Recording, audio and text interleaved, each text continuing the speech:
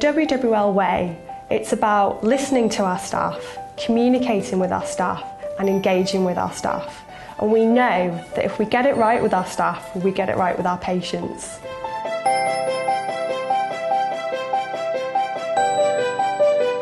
So by having an integrated approach to the WWL Way, it means that we can tap into several high-level staff engagement drivers.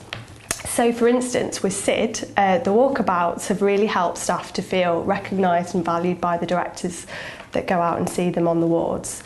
In addition to that, the conversations are a great way to create open and honest dialogue with staff and directors. So that's really created a good foundation of trust as well. We started SID 15 years ago, and the concept was that we needed staff to be engaged within what's going on in the trust. But first of all, we had to get staff side and management working from the same and singing from the same hymn sheet.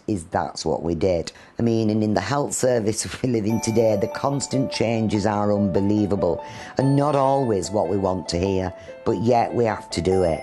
So what better way of getting staff on board with difficult decisions, and we do. And we meet them and we meet the challenges, although we don't always like it, but we get there. And I'm very proud of the engagement we have, and especially the way we work within the partnership working framework. With listening into action, that was a real good opportunity to create influence amongst staff. So they were able to participate in wider decisions and changes that were going to be happening either at their local level or at a trust-wide level. And with Unipart, that's really helped create wider team communication, supportive teams, and now teams are working in a much more effective way so that they now feel much more empowered to make their own decisions and lead their own way in terms of the way that they work.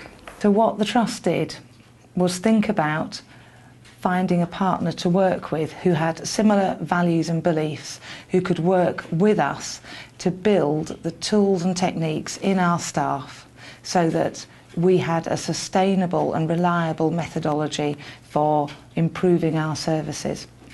We picked Unipart to work with because they share our values and beliefs. They believe that it's fundamentally important that we involve our staff in everything that we do and we help them shape services. So you'll hear us talking about communication cells, which are where we put information up in a prominent place so that the staff can understand what it is they're trying to achieve. They can record their successes, they can talk about what actions they've agreed, they can identify what's worked well and what's not worked well. So the daily comm-cell allows us to both record the performance of the day before, also identify any issues that happened the day before so they can be addressed and escalated if required. Also allows us, because it happens early in the morning, to address any issues that have happened first thing so they make sure that we don't have bigger issues during the day. Our weekly comm-cell has a wider representation which includes executives and consultants. This allows us to escalate any of the concerns that we've had to the necessary level to ensure that they're resolved and moved forward. So the WWL Way is now about reinforcing some of these activities and behaviours as part of the norm. So we're starting to educate and advocate staff engagement through things like our appraisal processes and also our new leadership development programmes.